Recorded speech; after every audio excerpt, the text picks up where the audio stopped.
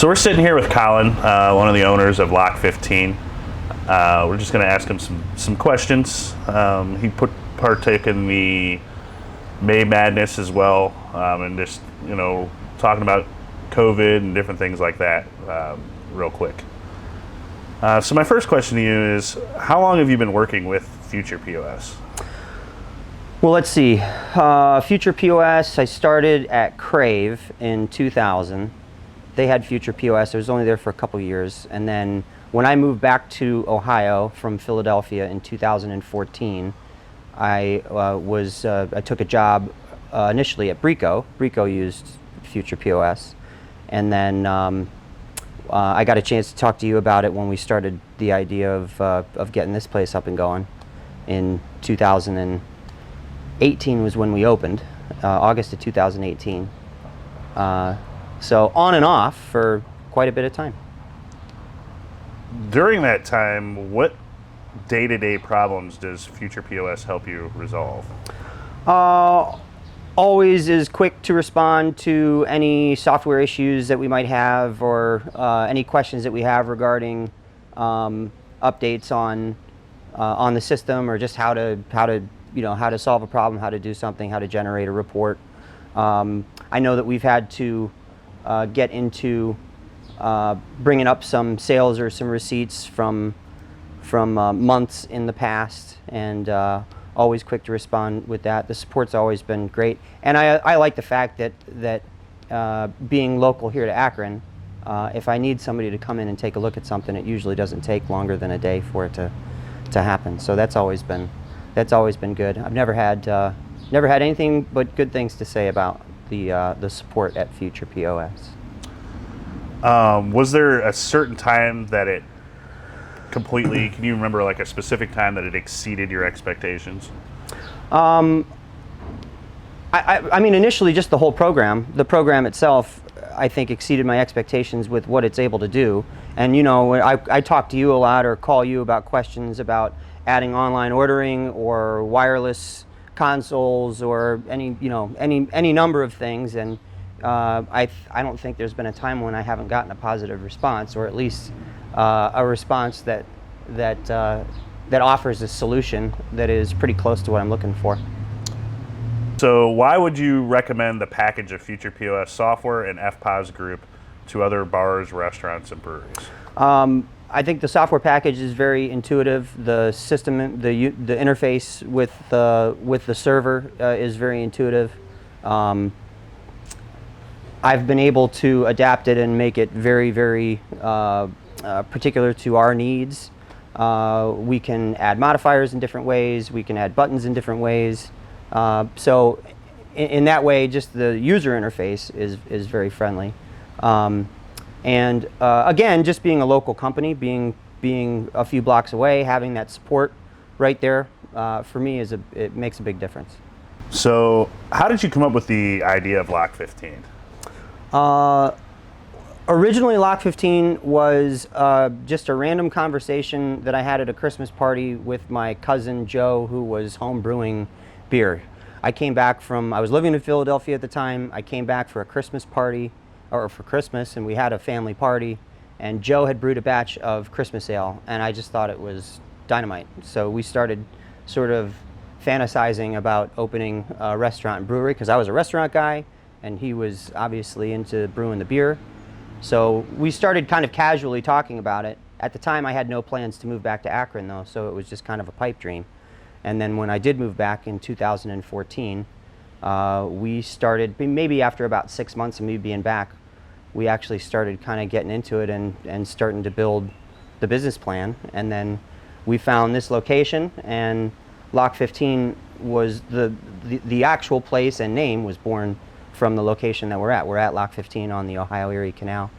And I wanted to create a brand that kind of paid homage to Akron's history and really kind of capture some of the local essence of Akron. We're a prideful small city, so I wanted to capture some of that energy.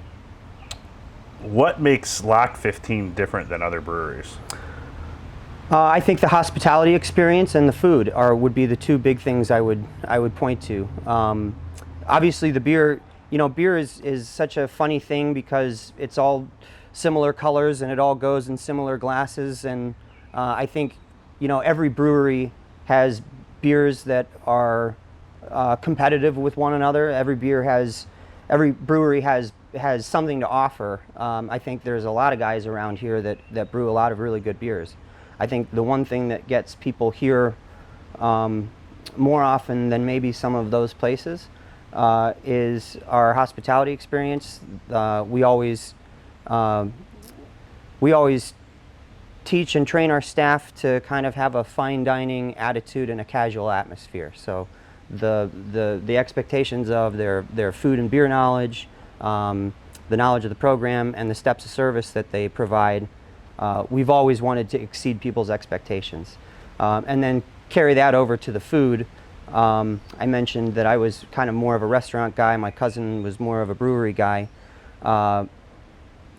Taking some of my experiences from other big cities when it comes to utilizing locally sourced products, responsibly raised products, and finding a chef and creating a menu that really kind of raises the bar of what brewery food, what you expect from brewery food, was always part of our plan. So I think those two things are probably what set us apart more than anything else when you're talking about breweries.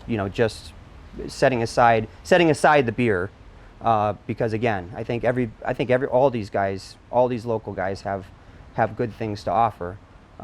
So aside from that, I would say that's probably the biggest thing. Gotcha. What have you done during the COVID-19 crisis to keep income coming in? Well, we immediately launched a pretty aggressive media campaign to advertise some changes that we had made, not only to the cleanliness of the place, but just the standards for our practices and procedures in compliance with what the governor wanted us to do. And with that, we put in place a pretty aggressive carry-out and delivery program. We kept our delivery in-house, so I was able to keep some people employed during that time. And that was probably, the two biggest things that we did. We also started bringing in Ironheart Canning Company, which we took all of our beer that we had in our tanks, and that was originally going to be slated for kegs for the bar. We canned it all, and we started going after some retail accounts, knowing that we weren't going to be able to sell beer to bars and restaurants or serve it in-house, other than crowlers to go and growlers to go. We started getting some. We got about 750 cases of beer now that we've done, maybe even 900 now after this last one. 900 cases of beer. And we've been selling to Acme's, we've been selling to liquor stores, gas stations, pretty much anybody that'll have us. So what challenges do you see in doing business post-COVID? I think the first major challenge is cleanliness and sanitation. It seems like we're almost as much hospitals as we are restaurants anymore with some of the standards that are put in place for us, which is totally fine, and I think it's a good direction for a lot of restaurants to go, but it just requires a different level of attention than I think many had before. And obviously getting people to feel comfortable coming out. The sanitation and cleanliness goes a long way to help people feel comfortable coming out. When they see you doing the right thing, when they see you operating in a responsible manner, I think it eases a lot of people's minds. But we're still, I know half of my family, doesn't feel comfortable really going out anywhere just yet. So I think those are hurdles that we need to overcome, and I think that only happens when we get a better sense of what this COVID actually is and how it's affecting the public. So I don't blame anybody for erring on the side of caution, but I do know that we're doing everything that is required of us and more to make sure that we create as safe a place as possible. So Lock 15 was actually one of the finalists for the May Madness. You guys do a great job of social media. I was just wondering, what are some of your biggest, or what was your biggest takeaway from the May Madness Bracket Challenge? Yeah, it was fun. I mean, it was nice to see one, how many people were active in it and how many people followed us. It was obviously great to get the support of so many people and get so many different votes. A lot of times when you look at your social media posts and you see that you've reached a certain number of people, you don't really know how many of those people are actually engaged in your posts. So to get kind of a call and response, to get an opportunity to see people actually vote for you or make comments, I thought that was a clever way to kind of paint that picture, of what social media can actually do.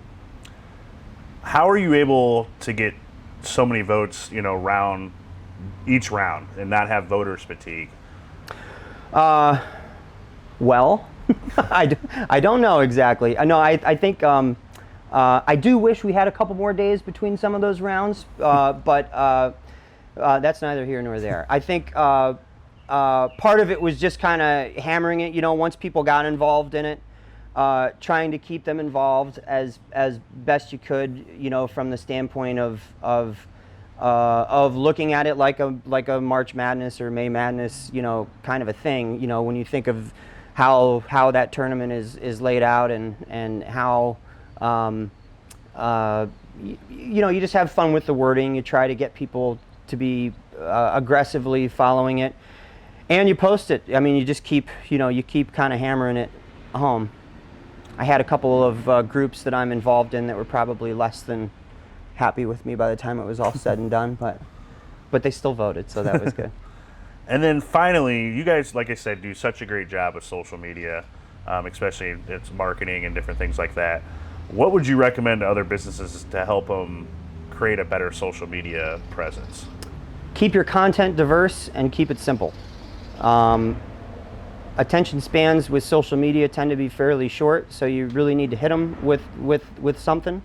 What we try to do is we try to mix up in-house videos, live videos, pictures, posts, and really kind of keep things short and sweet, but keep the content very diverse. We talk about beer one day, we talk about our staff another day, we talk about a food item,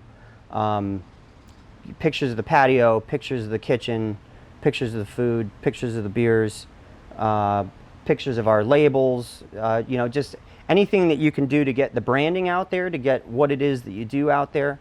But keep in mind that people are scrolling through, so you have to capture that one image or that one moment that will get them involved. And then, even if it's a video, you can't bury them with content. You got to keep it short and sweet.